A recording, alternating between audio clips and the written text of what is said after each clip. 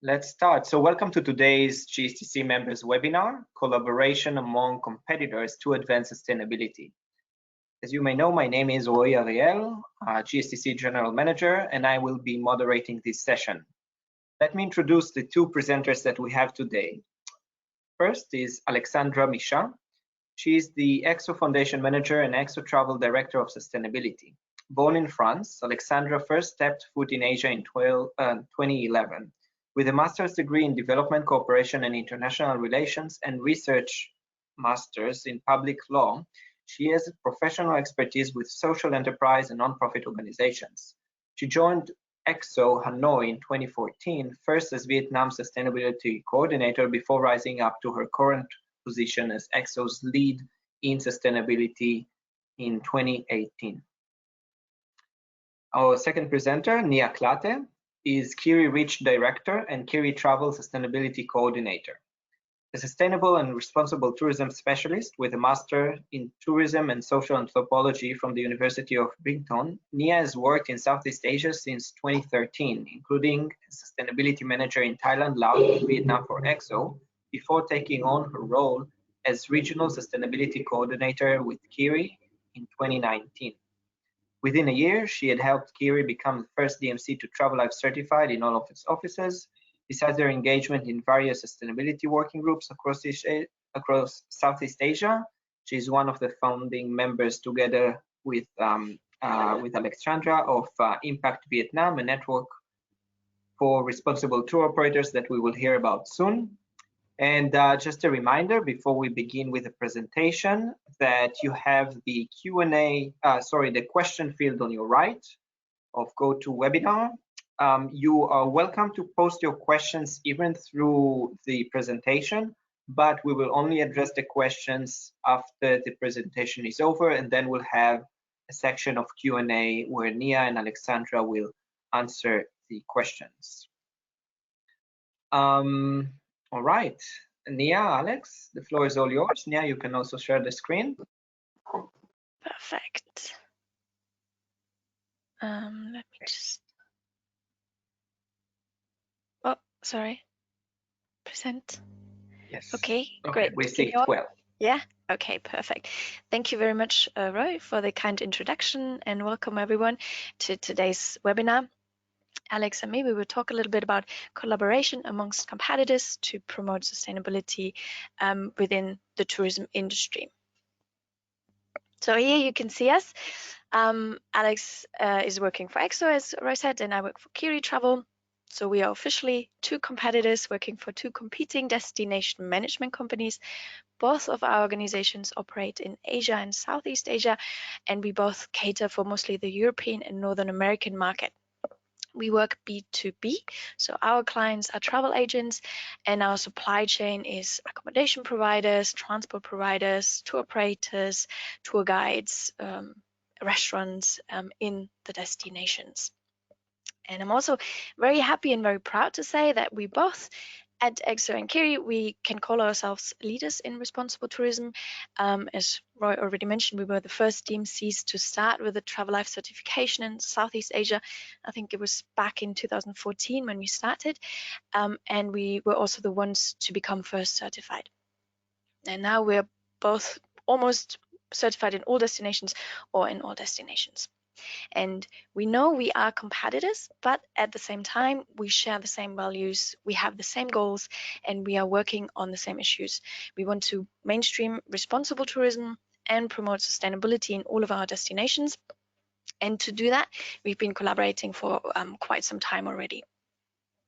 So as I mentioned, we started with the Travel Life certification quite some time ago.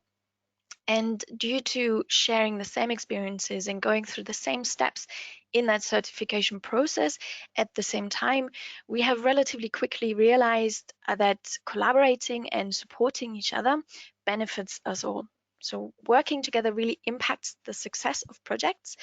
And it's not just between EXO and Khiri, but we work with lots of different tour operators and other DMCs in all of our destinations. So when when you're trying to influence your supply chain or try to promote specific initiatives in one country, we have a much bigger impact when working together and combining our strengths. So for us, there is no competition in sustainability, at least not yet. So we're really trying to work together as much as possible. And these collaborations and partnerships and networks, they can take various forms, and depending on the destinations a little bit.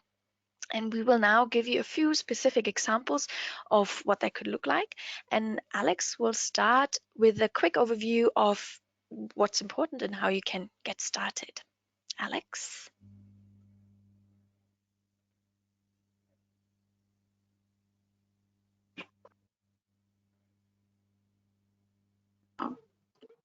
Hello.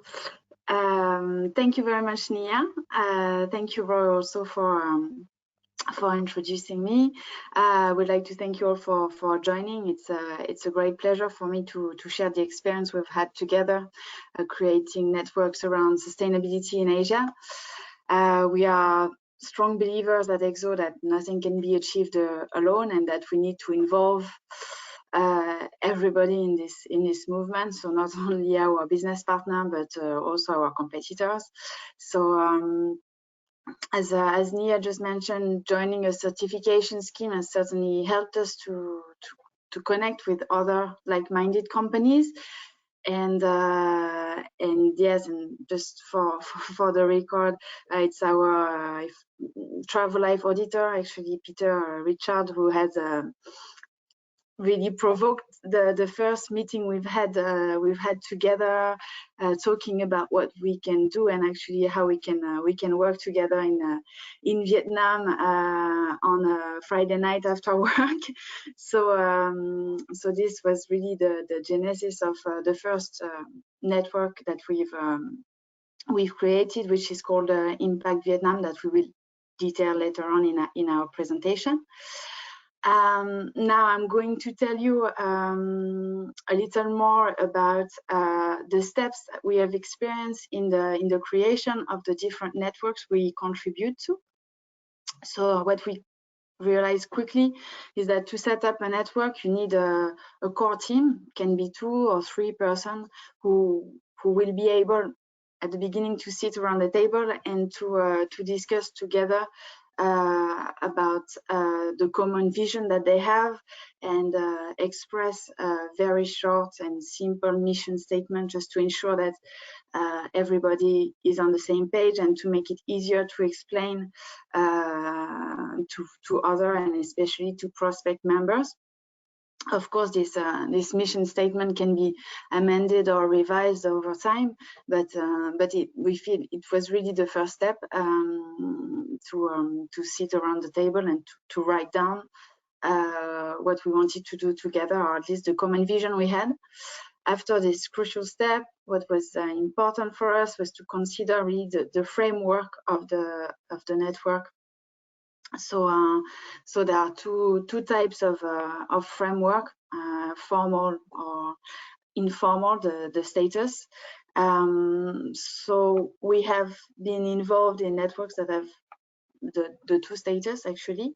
For example, IDSC, that we are going to talk about, based in Indonesia, has a formal structure, and the participation is really limited to members only. It has financial means. And on the other hand, Impact Vietnam is more an informal network, because and the participation is more spontaneous, but it's also very much lighter in terms of administration, because there are no real budget involved. Then we've also worked during, I would say, the first meetings around listing the different topics and identifying the topics of interest for the group. In the case of the network we are involved with, topics may vary from wildlife protection to energy efficiency, supplier assessments. So these are examples of topics. The type of activities in which we want to be involved, or at least to organize, are also very important and may influence the decision also on the status and the budget that will be required. And also to end conditions to become members or affiliates need to be agreed on at the beginning, and they can also evolve over time. But that's something that we felt was one of the first steps to really create a network. So I think now we can go to the next slide to show you some example of what we've done within the frame of an informal network. So Impact Vietnam, which is a network of like-minded destination management companies based in Ho Chi Minh City in Vietnam. We do organize regular work meetings and also open networking events. So these are examples of previous events we've organized that are open, so not only to the core member that are organizing the event, but where we extend the invitation to suppliers we are working with, and and the idea is always to invite specialists, guest speakers that will come and deliver their experience or their feedback, their inputs on our topics of interest.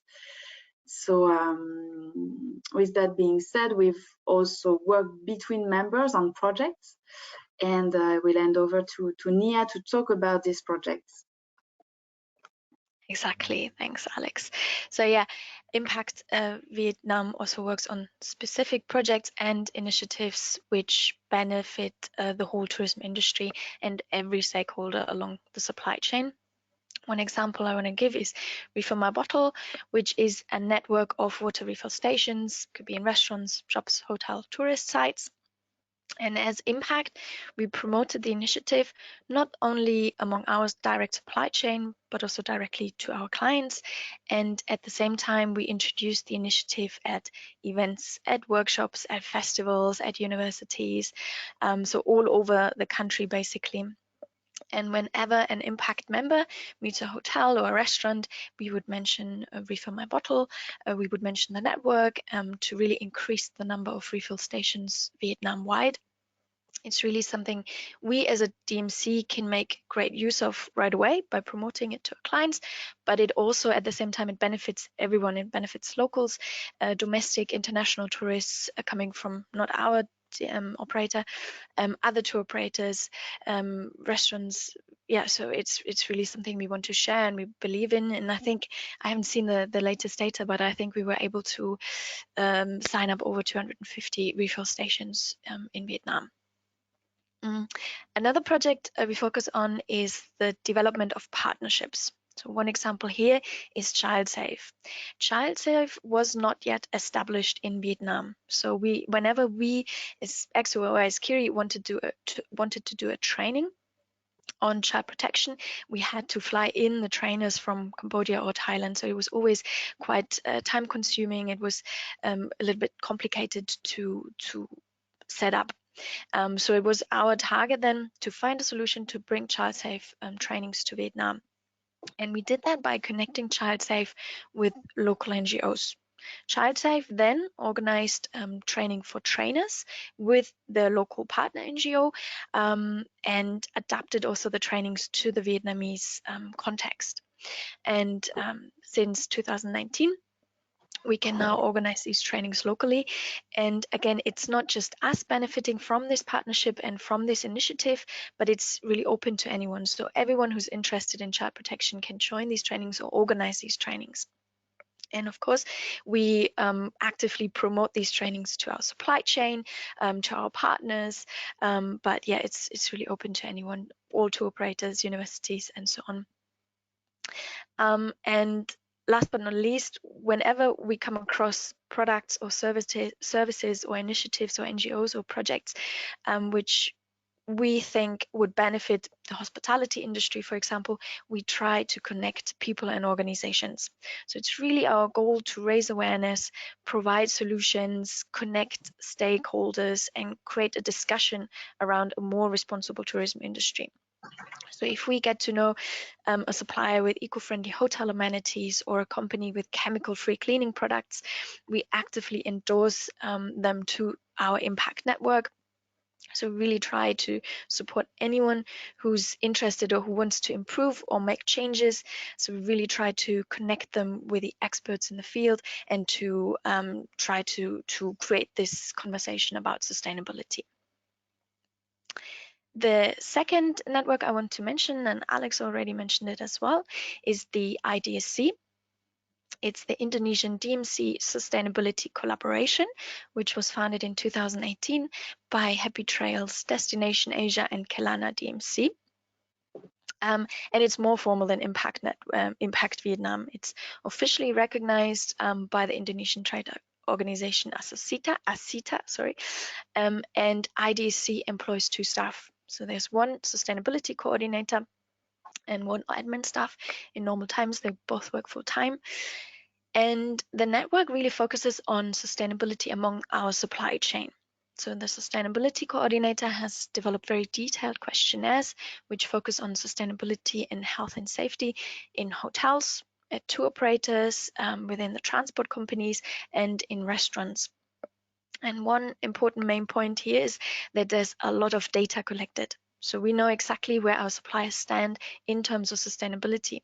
So from the electronic questionnaire, which is sent out, and the on-site visits done by the sustainability coordinator, we can right away see where our suppliers might be lacking a little bit or might be actually doing really well. And then later on, we can specifically organize training sessions for that supplier, focusing on the areas of improvements. And since the network employs 2 people full-time, specifically working just for IDSC, there is, of course, more investment needed from its members. So all IDSC members share the cost for staff, but also then for their inspection trips, for office space, office supplies, insurance, and so on. But at the same time, the sustainability coordinator also provides regular updates, monthly reports with the collected data, very detailed overviews of the assessed suppliers, and so on. So you get a lot of data and a lot of information for it. So far, the focus is very much on Bali, but we have plans to expand to other destinations in Indonesia during the next coming years as well. And Alex now will give you another example from Cambodia. Yes, it's called CAMDMC. So it's a fairly, I would say, it's a fairly new network that has been created in 2019. So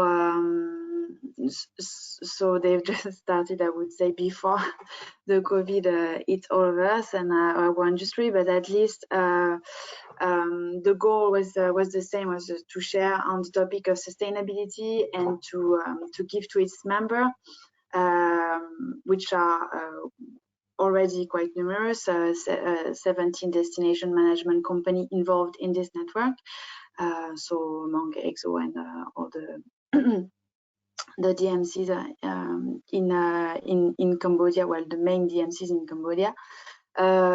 What is interesting in their approach is that really they want to share practical insight and information. So they have set up working committees and meetings between members to really exchange on best practice. For example, they have organized a specific meeting for operation staff on how to become plastic free, on the topic of refillable bottles, with different companies sharing specifically their experience in terms of operation, how did they manage, and so that operation people from the different companies could have a meeting together and share how they were managing with their own suppliers, how they were managing, so that it was it would become something more easier to apply in their company.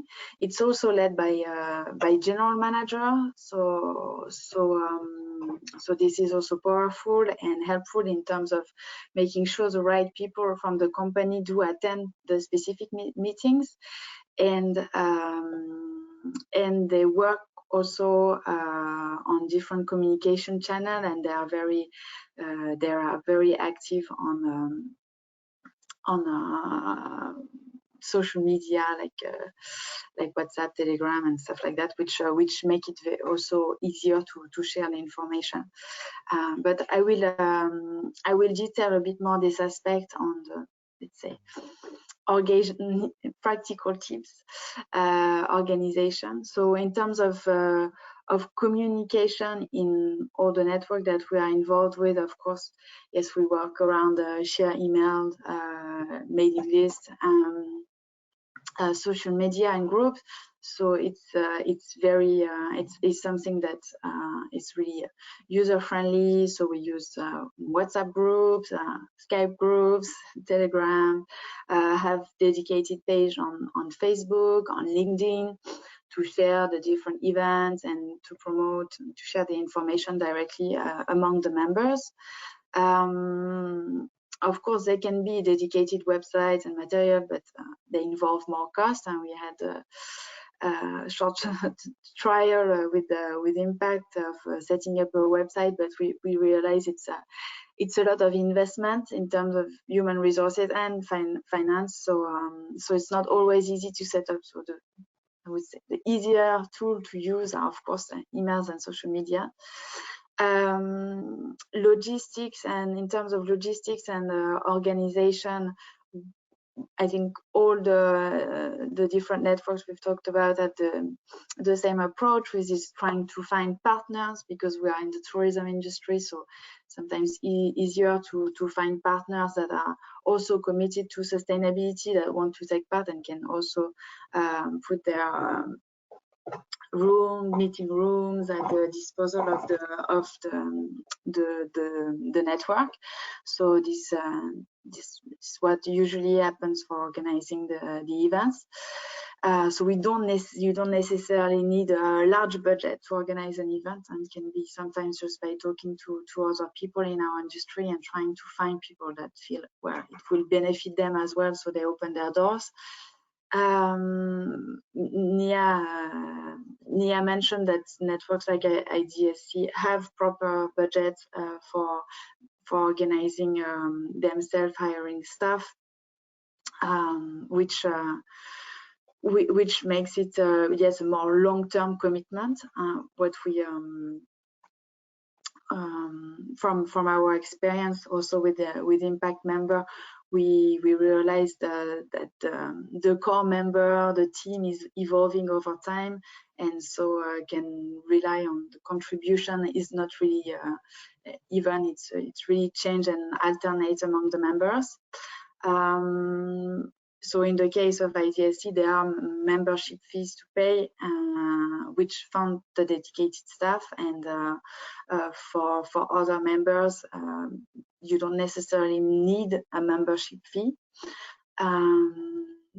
You also can set up specific just project budget, as we did for Refill My Bottle, or for the program Nia talked about on the children protection and training of trainer. We had to set up a specific budget just for this specific project. And yes, I would say that's about it for the funds. And for this slide, yes. Yeah, so here we just want to give you a few more examples of networks or initiatives which work rather than on the destination, they work on specific topics, and just to give you an idea what else is possible. At Tourism Declares Climate Emergency, it's all about climate change and what we as a tourism business can do. Members, or rather signatories, support each other, share best practices, share their individual climate emergency plan, develop practices to influence the tourism industry. So the initiative was founded beginning of 2020. And now I think there's around 150 signatories already. So it's a great platform to really share experiences and ask for support and help as well. At the Global Tourism Plastic Initiative, as the name suggests, it's all about single-use plastics and plastics in the tourism industry, and it offers practical solutions for all sorts of different kind of stakeholders. And again, here's a focus also on really having this opportunity to have an open platform where it's okay to ask questions, it's okay to ask for advice, and the leaders in this area are encouraged to share their best practices.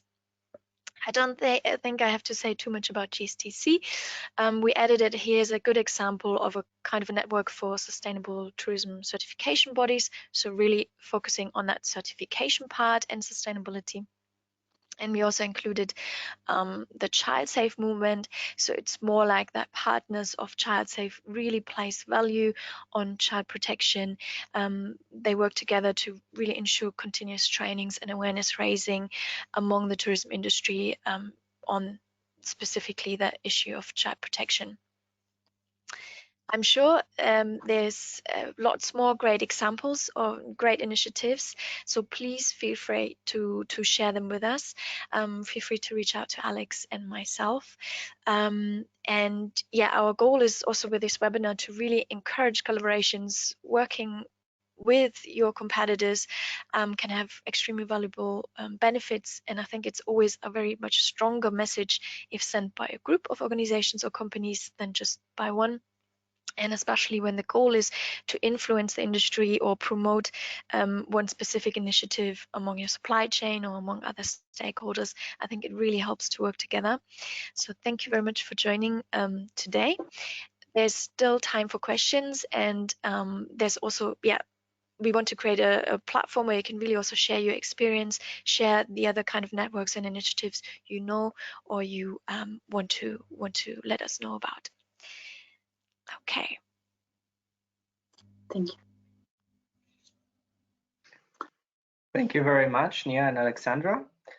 That was fantastic. And maybe before I see questions are coming in, maybe there is something that I've been thinking. Alexandra mentioned that in Cambodia, the general managers are involved. And I wonder in general how in the other situations where competing companies, competing DMCs are working together, how does the management in EXO and Khiri, and perhaps you know from your colleagues in the other DMCs, how do they think about this collaboration?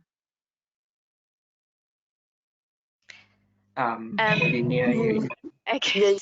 So I think it was definitely weird in the beginning, going up to the CEO, to the manager of their country, saying, "Hey, I'm gonna meet with EXO, or I'm gonna meet with Khiri if it's the competitor, and we're gonna talk about sustainability." I think there was a bit.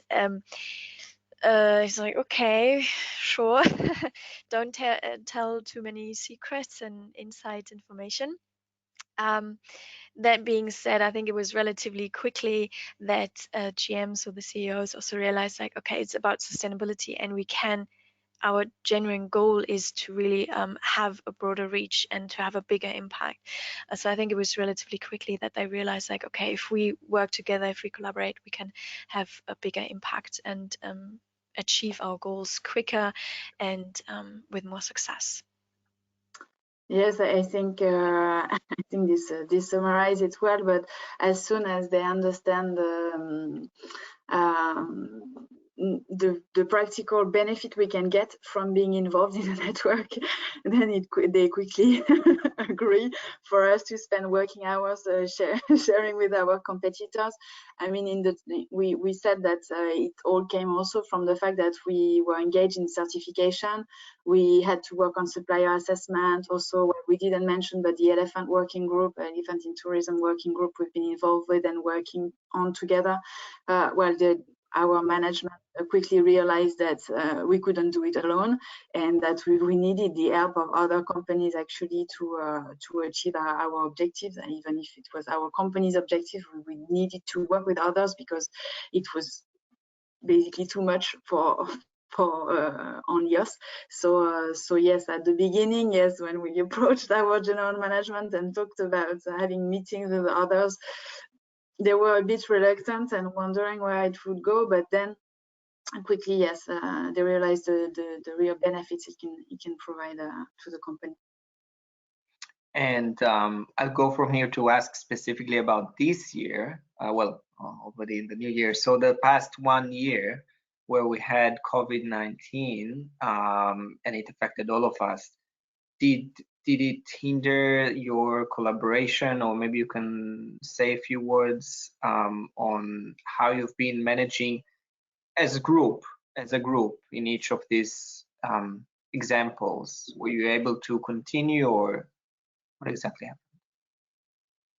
Maybe I can give an example from IDSC. I think what we've been doing very successfully is, and I think it's a very innovative and very forward-thinking solution, is it's really focused on sustainability assessments in the supply chain. When we realize right now it's not the right time to go to the hotel and ask about their waste management system.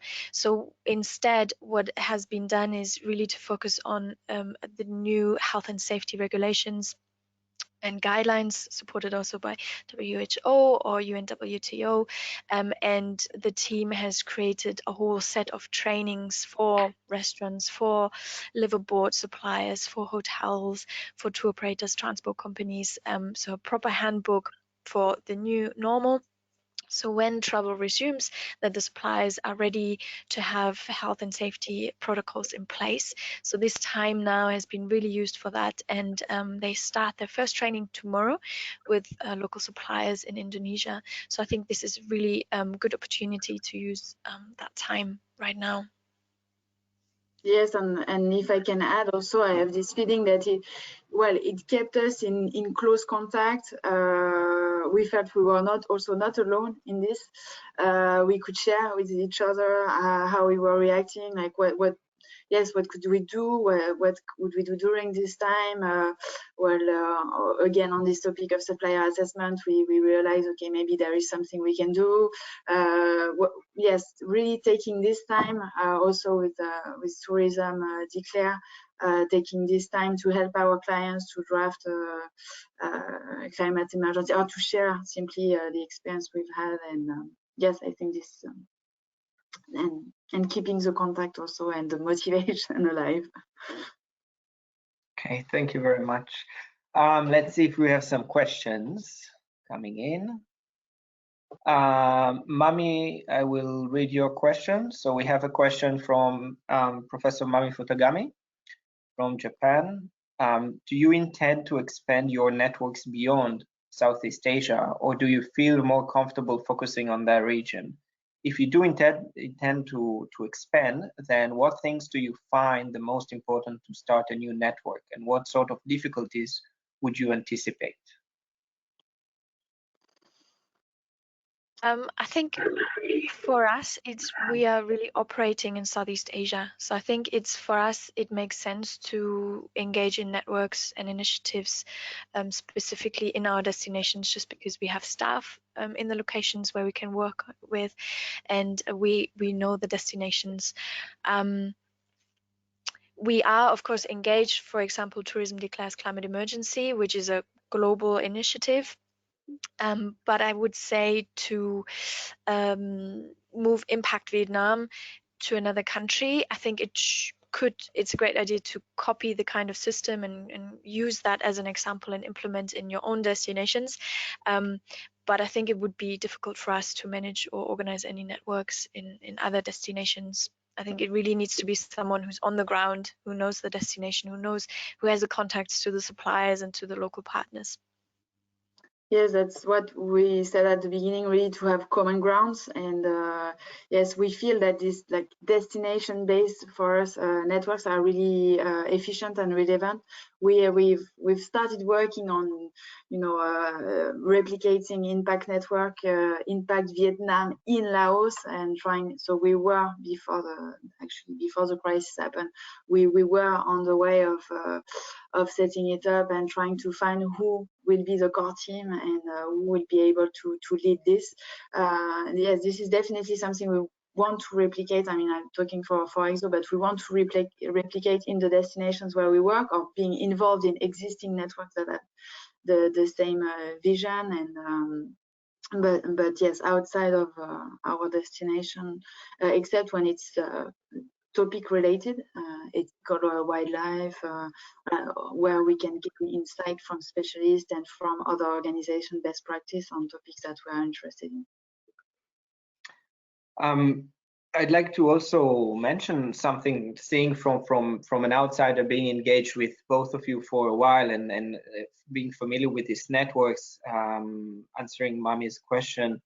I think it also comes from the need of that specific country, where there's already some type of discussions of people that know each other, the DMCs, and there are these topics that arise and they are very clear. And I think the example of issues related to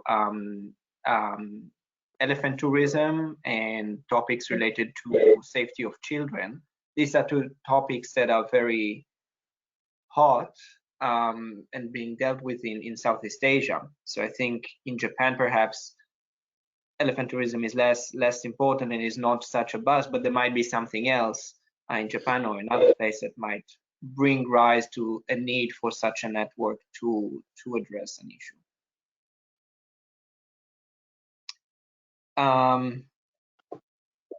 Okay, let's see more questions.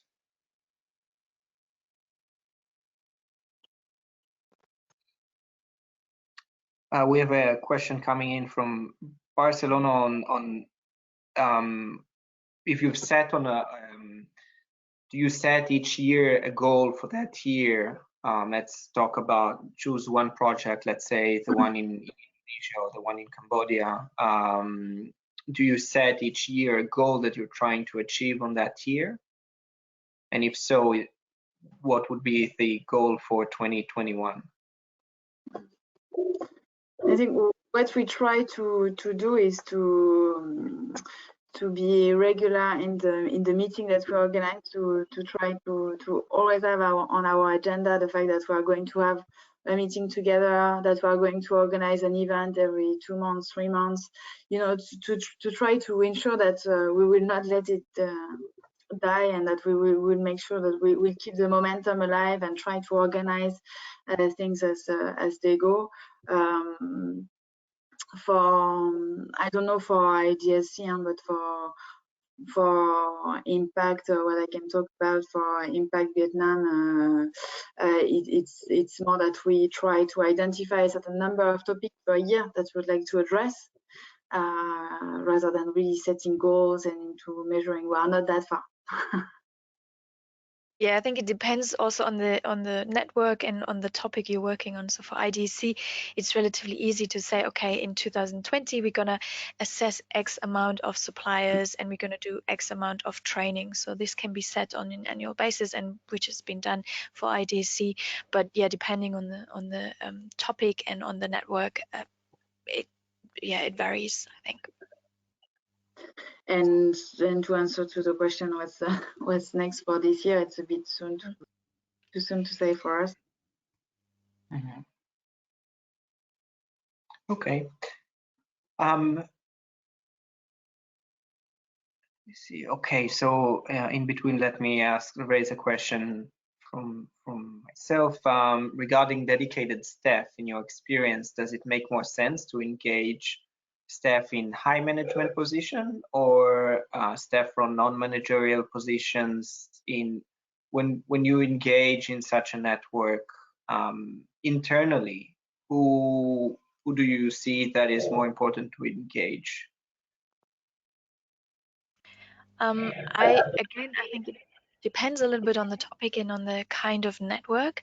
So with Impact, for example, it's really, or CAMDMC as well, it's really the GMs who come together and discuss issues and projects. IDSC, for example, there's this one group where all manager or GMs participant, but then also there's this other kind of group where it's really sustainability coordinators from the individual DMCs who are members of the IDSC who come together, and then, for example, this group would develop a training for the suppliers, and then the GMs would rather make broader decisions of where do we go next year, what is the budget, what are the timelines, and so on. But then a lot of the on the ground stuff is done by the sustainability coordinator team. So there's this kind of dividing the responsibilities. I think it's really necessary to have the support from the GM at least. So if the GM is not involved, but somebody from the staff, I think it's absolutely essential to have that support, to understand, okay, it's okay to leave the office for a certain time per month, or to really spend your time and your working time on that project where you collaborate with your competitors. And for that, I think it's really necessary to have that support from management. I don't know if Alex, maybe you want to add something. No, yes, this same feeling that it needs to be something that is approved from the management to make it work, so that people don't feel that they are, they are doing something without having the approval from the manager or something on the back of the company. They need to feel confident and comfortable into sharing information on sustainability, and to also to be to be involved with.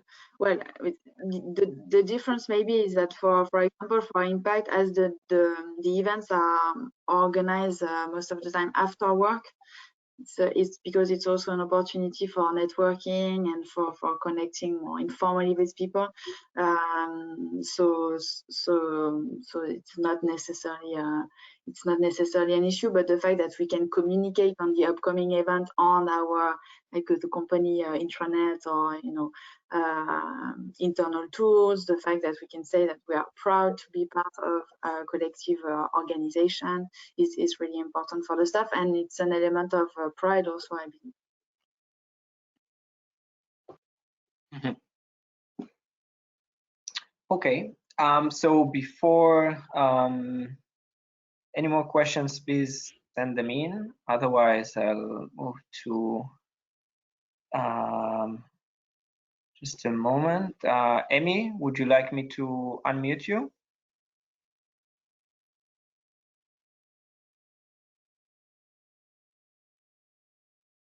Emmy?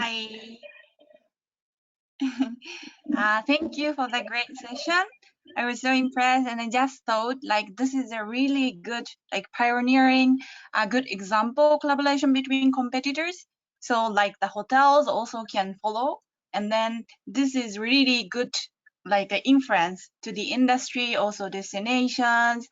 So I just thought, yeah, this session should be seeing more people, and I'm sure our members can watch from the recordings, and then we should promote this recordings to be seen by other people too.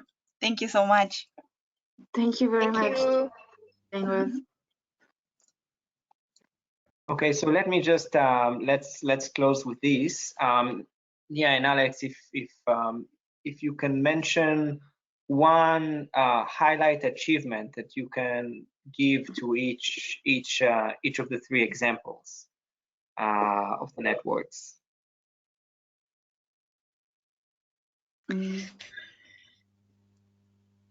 For Impact Vietnam, I would really say is the project of Refill My Bottle. So I remember, I think it was 2019, we went from event to event to event and promoted the initiative, and within a few months we were able to actually sign up around 250 refill stations. So I think this was really successful, and we could see interest from universities, interest from our suppliers. So I'm really happy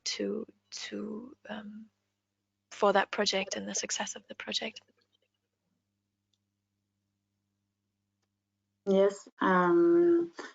Well, yes, I think we mentioned a lot of examples. I think for CAMDMC, what they've done, I think what they are doing best is really to involve the staff directly, which we are sometimes struggling with in the other networks. It's either sustainability coordinators or people already interested in sustainability, but what they manage to do very well, I think, is really to engage staff from the departments that can work together and that are involved in the discussions and really take part. So I think this is a great achievement from their part. And also, yes, and I think for me, not being part of IDSC, I find the initiative really interesting.